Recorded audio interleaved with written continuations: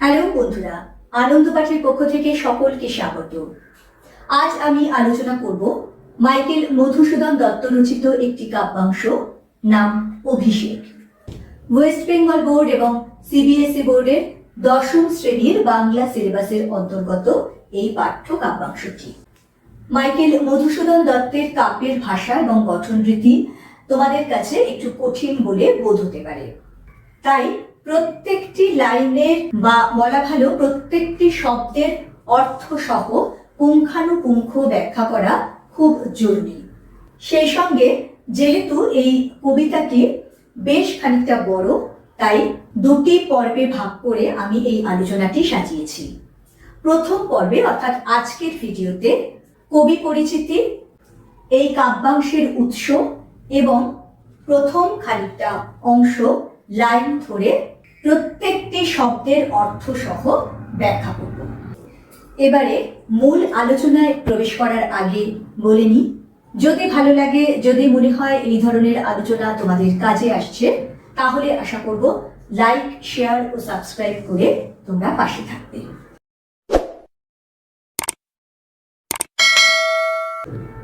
চলে আসছি আমাদের আজকের মূল আলোচনায়। আলোচনার শুরুতেই আমরা মাইকেল মধুসূদন দত্ত সম্পর্কে সংক্ষেপে একটু জেনে নেব। 1824 সালে অধুনা বাংলাদেশের যশোর জেলায় জন্ম হয় কবি মাইকেল মধুসূদন দত্তের। তিনি হিন্দু কলেজের কৃতী ছাত্র ছিলেন। স্বনামধন্য ইংরেজ অধ্যাপক ডিরোজিওর ইয়াং বেঙ্গল দলের আদর্শে তিনি অনুপ্রাণিত হয়েছিলেন। পরে খ্রিস্টান ধর্ম গ্রহণ করে তিনি হিন্দু কলেজ ছেড়ে বিশপস কলেজে ভর্তি হয়ে গ্রিক, লাতিন, হিব্রু ও সংস্কৃত ভাষা শিক্ষা করেন। 1848 সালে তিনি মাদ্রাজে যান এবং সেখানে স্পেকটেটর পত্রিকায় ইংরেজি কবিতা ও নিবন্ধ লিখতে শুরু করেন। এর বহু বছর পর 1867 সালে বাংলায় ফিরে এসে বাংলা ভাষায় সাহিত্য সাধনা শুরু করেন।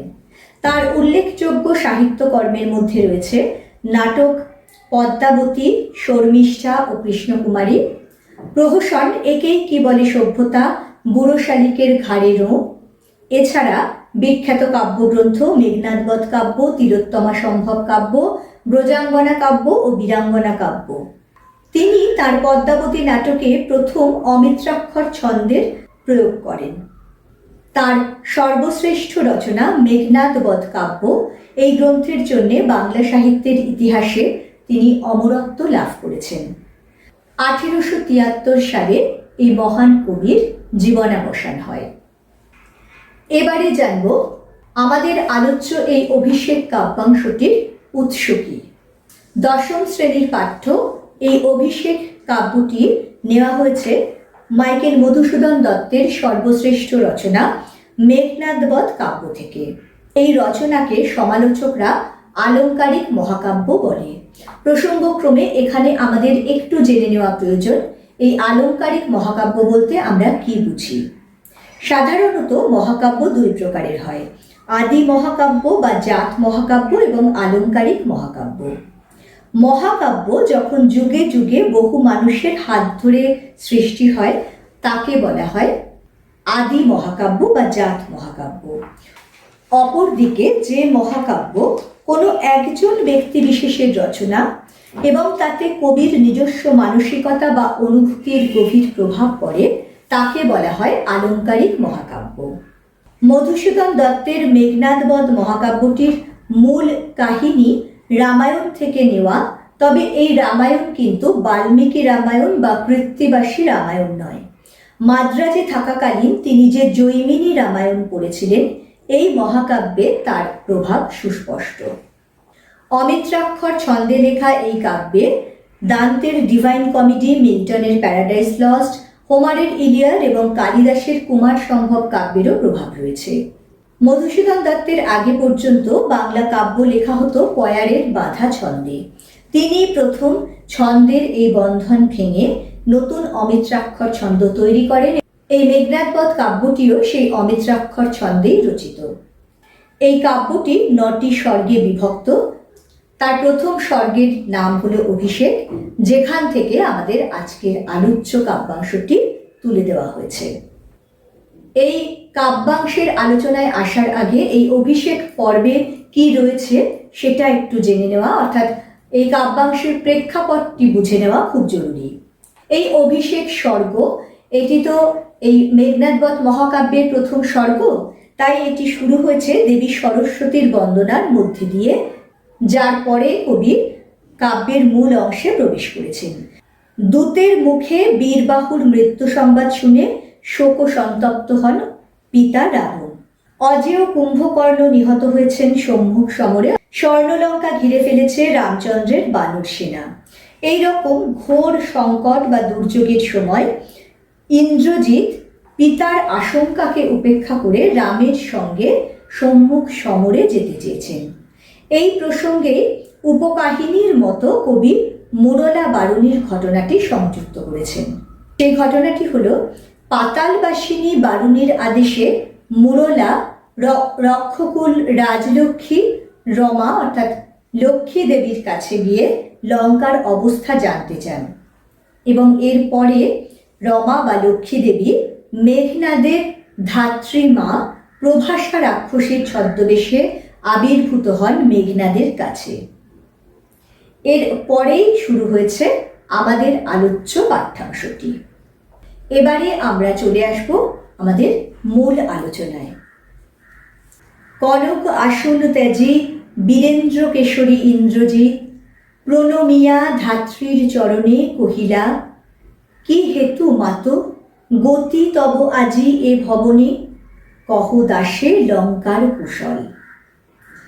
কনক আসন ত্যাজি, কনক মানে সোনা, আসন সিংহাসন, অর্থাৎ সোনার সিংহাসন ত্যাগ করে বীরেন্দ্র কেশরী, বীরেদের মধ্যে যিনি শ্রেষ্ঠ, সেই শ্রেষ্ঠ বীর ইন্দ্রজিৎ ধাত্রীর চরণে প্রণাম করে, আমরা আগেই জেনেছি দেবী লক্ষ্মী ইন্দ্রজিতের ধাত্রীমা প্রভাসার ছদ্মবেশে এসেছেন, তাই তার চরণে প্রণাম করে ইন্দ্রজিৎ বলছেন, কি হেতু অর্থাৎ কি কারণে মাতা গতি তব আজি এ ভবনে, অর্থাৎ তুমি আজ এই ভবনে এসেছ। কহ দাসে লঙ্কার কুশল, তিনি অত্যন্ত বিনয়ী, তিনি তার গুরুজনদের প্রতি অত্যন্ত শ্রদ্ধাশীল, তারই প্রকাশ ঘটেছে। তিনি নিজেকে তার ধাত্রীমায়ের কাছে দাস বলে উল্লেখ করছেন এবং লঙ্কার কুশল সংবাদ তার কাছে শুনতে চাইছেন।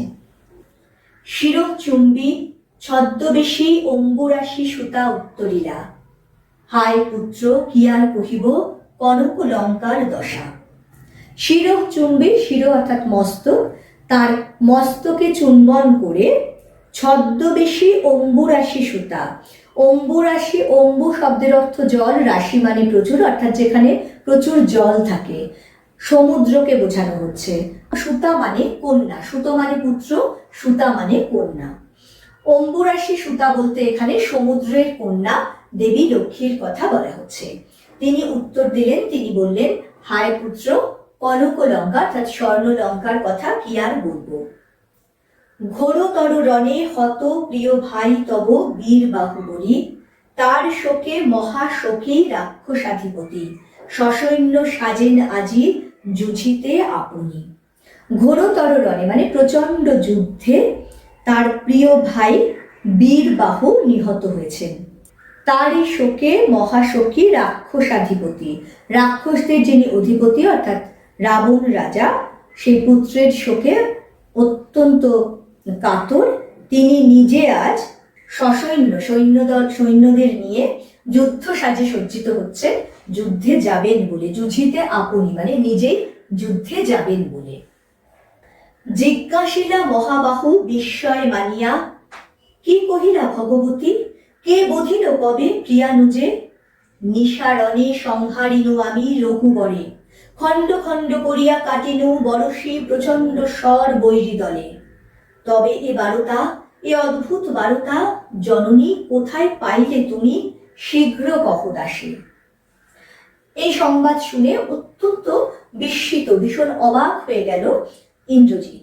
সে বলল, কি কহিলা ভগবতী কে বধিল কবে প্রিয়ানুজে, এ কি বলছো তুমি? কে বধ করলো প্রিয়ানুজে, প্রিয় অনুজ অর্থাৎ প্রিয় ভাইকে কে কবে বধ করলো? নিশারণে সংহারিনু আমি রঘুবরে, অর্থাৎ রাত্রিকালীন যুদ্ধে রাতের অন্ধকারে মেঘের আড়ালে থেকে স্বর নিক্ষেপ করে তিনি একদিকে রঘুবর অর্থাৎ রামকে হত্যা করেছেন বা সংহার করেছেন, অপরদিকে বৈরী দলে অর্থাৎ শত্রুদের যে সৈন্যদল তাদেরকে খণ্ড খণ্ড করে কেটে ফেলেছেন স্বর নিক্ষেপ করে। তবে এই বার্তা, এই অদ্ভুত বার্তা, বার্তা মানে সংবাদ, এই অদ্ভুত সংবাদ তিনি কোথায় পেলেন সেটা জানতে চাইছেন। রত্নাকর রত্নোত্তমা ইন্দিরা সুন্দরী উত্তরীরা। দেখো কত অসংখ্য বিশেষণে ভূষিত করা হয়েছে এখানে প্রত্যেককে। এই যে লক্ষ্মী দেবী, তার অপর নাম ইন্দিরা, সেই ইন্দিরা সুন্দরী তাকে এখানে বিশেষণ দেওয়া হয়েছে। রত্নাকর রত্নোত্তমা, রত্নাকর হলো সমুদ্র গর্ভ, যা রত্নের আকর বা রত্নের খনি, কারণ সমুদ্রের তলায় প্রচুর রত্ন সঞ্চিত রয়েছে। কিন্তু সেই রত্নের মধ্যে সর্বোত্তমা অর্থাৎ শ্রেষ্ঠ রত্ন হলেন দেবী ইন্দিরা অর্থাৎ লক্ষ্মী দেবী। সেই লক্ষ্মী দেবী ইন্দ্রজিতের এই প্রশ্নের উত্তরে বলেন, হায় পুত্র মায়াবী মানব সীতাপতি, তব স্বরে মরিয়া বাঁচিল, যাও তুমি তরাপুরি, রক্ষ রক্ষ কুল মান, এ কাল ও সমরে রক্ষ চূড়ামণি। দেখো রক্ষ কথাটি কতগুলি অর্থে ব্যবহৃত হয়েছে। ছদ্মবেশী লক্ষ্মী দেবী বললেন যে, হায় পুত্র, সীতাপতি অর্থাৎ রাম হলেন মায়াবী মানব, তিনি তোমার স্বরে মারা গিয়েও আবার বেঁচে উঠেছেন। যাও তুমি তরাপুরি, তরাপুরি মানে তাড়াতাড়ি, অতি শীঘ্র যাও। রক্ষ রক্ষকুল, রক্ষা করো রাক্ষস কুলের মান, এ কাল ও সমরে অর্থাৎ এই যে প্রচন্ড যুদ্ধ তার কথা বোঝানো হচ্ছে। রক্ষ চূড়ামণি অর্থাৎ রাক্ষস কুলের যিনি শ্রেষ্ঠ বীর সেই ইন্দ্রজিৎকে তিনি বলছেন রক্ষ চূড়ামণি। এই কথা শুনে ইন্দ্রজিৎ ছেড়িলা কুসুম দাম রোষে মহাবলী মেঘনাদ, ফেলাইয়া কনক বলায় দূরে পদতলে পড়ি শোভিত কুণ্ডল, যথা অশোকের ফুল অশোকের তলে আভাময়। তার স্বরে বা তার বাণে মারা যাবার পরেও আবার সীতাপতি রাম বেঁচে উঠেছেন এবং যুদ্ধে তার ভাইকে নিহত করেছেন। এই সংবাদ শুনে ছিরিলা কুসুম দাম রোষে মহাবলী মেঘনাদ, মেঘনাদ ইন্দ্রজিতের আরেক নাম, মহাবলী যিনি মহাবীর, সেই মেঘনাদ বা ইন্দ্রজিৎ তার দেহে যে ফুলের মালা বা ফুলের অলঙ্কার পরানো ছিল সেগুলি সব ছিঁড়ে ফেললেন এবং কনক বলয় সোনার যে বালা তার হাতে ছিল তাও খুলে ফেলে দিলেন দূরে। তার কানের যে দুল শোভিত কুণ্ডল, সেই কানের দুল তার পায়ের তলায় কেমন ভাবে পড়ে শোভা পাচ্ছে তার তুলনায় কবি বলছেন অশোকের ফুল অশোক তলে আভাময়। যেমন অশোক গাছের ফুল সেই গাছের নিচে পড়ে আভা বা দীপ্তি দেয়, তেমনই যেন ইন্দ্রজিতের সেই কানের কুণ্ডল কানের দুল তার পায়ের তলায় পড়ে দীপ্তি ছড়াচ্ছে। তিনি বলছেন, ধিক মোড়ে কহিলা গম্ভীরে কুমার, হাঁ ধিক মোড়ে বৈরীদল বেড়ে স্বর্ণলঙ্কা, হেথা আমি বামাদল মাঝে, এই কি সাজে আমারে, দশাননাত্তজ আমি ইন্দ্রজিৎ, আনুরথ তরা করি ঘুচাবো এই অপবাদ বধির রিপুকুলে। ইন্দ্রজিৎ রোষে প্রচন্ড ক্ষোভে হতাশায় নিজেকে তিনি ধিক্কার দিচ্ছেন, নিজেকেই তিনি দুষছেন। তিনি বলছেন যে যখন বৈরীদল বেড়ে স্বর্ণলঙ্কা, বৈরীদল মানে শত্রুদল, ঘিরে রয়েছে তার সোনার লঙ্কাকে, তখন তিনি বামাদল মাঝে। আসলে ইন্দ্রজিৎ তো তার যে শত্রু সেই রামচন্দ্রকে হত্যা করে তার সৈন্যদলকে খণ্ড খণ্ড করে কেটে তিনি ভেবেছিলেন যে তার লঙ্কা সৈন্য মুক্ত হয়েছে, অতএব তিনি এবার নিশ্চিন্তে বামাদল অর্থাৎ নারীদের সঙ্গ নিয়ে একটু বিলাস ব্যসনে মত্ত হয়েছিলেন। সেই কারণে তিনি নিজেকে ধিক্কার দিচ্ছেন যে আবার যখন এই স্বর্ণলঙ্কাকে সেই শত্রুদল ঘিরে ধরেছে তখন তিনি এভাবে নারী সঙ্গে মত্ত রয়েছেন। তিনি বলছেন, এই কি সাজে আমারে দশাননাত্মজ, দশানন হলেন রাবণ, তার আত্মজ পুত্র রাবণের পুত্র ইন্দ্রজিৎ তিনি, তাকে তো এটা সাজে না।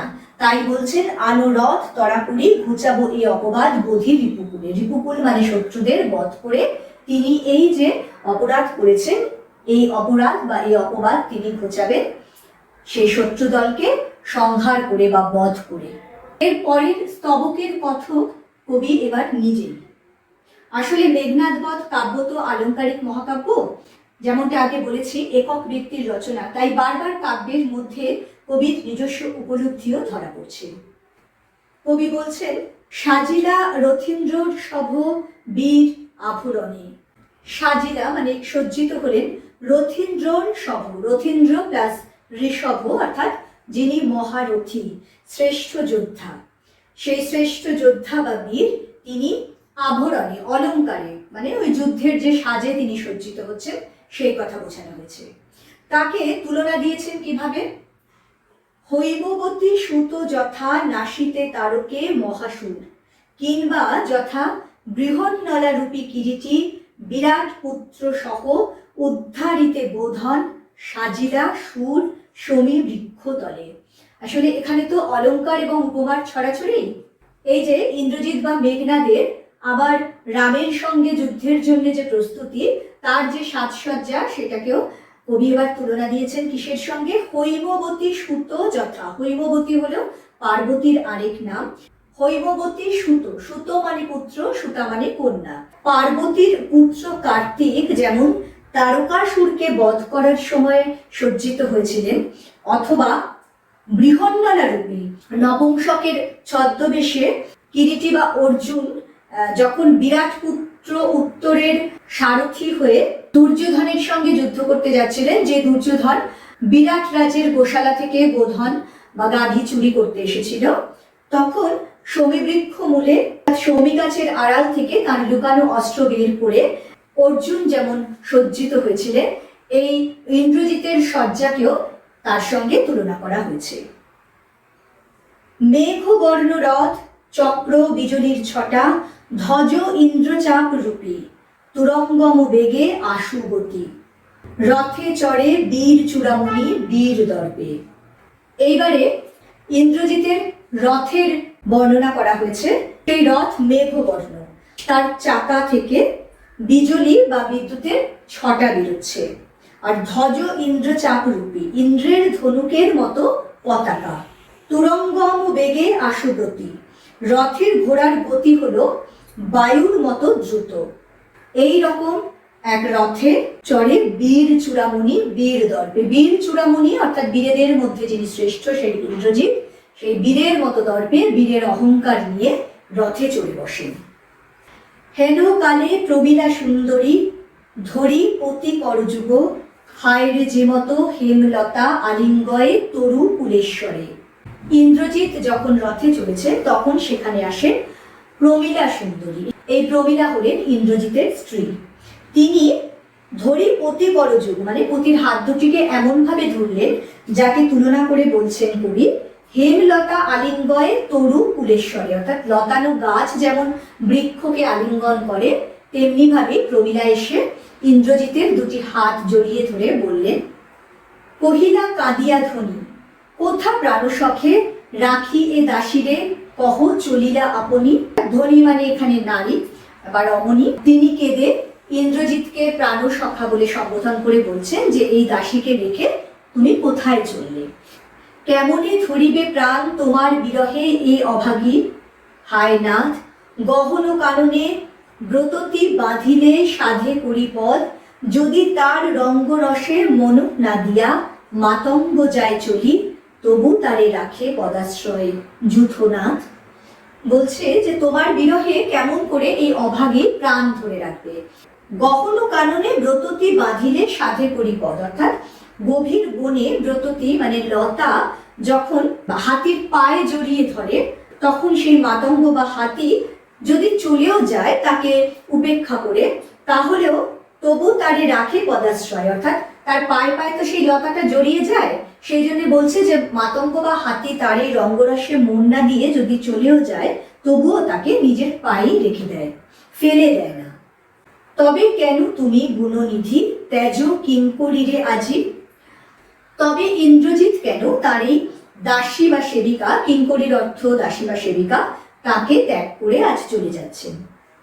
হাসি উত্তরিলা মেঘনাদ ইন্দ্রজিতে জিতি তুমি সতী, বেঁধেছ যে দৃঢ় বাঁধে, কে পারে খুলিতে সে বাঁধে? তরায় আমি আসিব ফিরিয়া কল্যাণী, সমরে নাসি তোমার কল্যাণে রাগ হবে, বিদায় এবে দেহ বিধুমুখী। ইন্দ্রজিৎ বা মেঘনাদ তখন তার প্রিয়তমা পত্নীকে নানান প্রশংসায় ভরিয়ে দিয়ে তাকে সান্ত্বনা বাক্য শোনাচ্ছেন। বলছেন যে ইন্দ্রজিৎকে তিনি জয় করেছেন, এই প্রমীলা সুন্দরী ইন্দ্রজিৎকে জয় করে যে দৃঢ় বন্ধনে বেঁধেছেন, সেই বন্ধন কে খুলতে পারে? সেই বন্ধন খোলার সাধ্য কারণে তরায় অর্থাৎ তাড়াতাড়ি তিনি ফিরে আসবেন। সমরে নাসি তোমার কল্যাণে রাগ হবে। সমরে মানে যুদ্ধে রাঘব বা রামচন্দ্রকে নাশ করে, বিনাশ করে, তাকে হত্যা করে তিনি খুব তাড়াতাড়ি তার এই প্রিয়তমা পত্নীর কাছে ফিরে আসবেন। এই মুহূর্তে তিনি তার প্রিয়তমা পত্নীর সৌন্দর্যকে ভূষিত করে বলছেন যে তার এই বিধুমুখী বা চন্দ্রমুখী যে পত্নী, তার কাছে তিনি এবার অতি বিনয়ের সঙ্গে বিদায় প্রার্থনা করছেন, বিদায় চাইছেন। আজকের পর্বের অর্থাৎ প্রথম পর্বের এই অভিষেক কবিতার আলোচনা এখানেই সমাপ্ত হলো। এর পরে কি হলো, অর্থাৎ ইন্দ্রজিৎ তার পিতা রাবণের কাছে গিয়ে কিভাবে রামের সঙ্গে যুদ্ধে অনুমতি চাইলেন এবং রাবণ তাকে সেই যুদ্ধের অনুমতি দিয়ে তাকে কিভাবে সেনাপতি পদে বরণ করে নিলেন, কিভাবে এই সম্মুখ সমরে সেনাপতি হিসেবে তার অভিষেক হলো, সেটাই আমরা জানবো পরের দিন। সেই সঙ্গে এই কাব্যের যে মূল সুর বা অন্তর্নিহিত ব্যঞ্জনা, সেটাও আমরা শেষ পর্বে আলোচনা করব। খুব তাড়াতাড়ি পরের পর্ব নিয়ে ফিরে আসছি। সঙ্গে সঙ্গে নোটিফিকেশন পেতে চাইলে সাবস্ক্রাইব করে বেল বাটনটি অন করতে ভুলো না। আজকের মতো টাটা।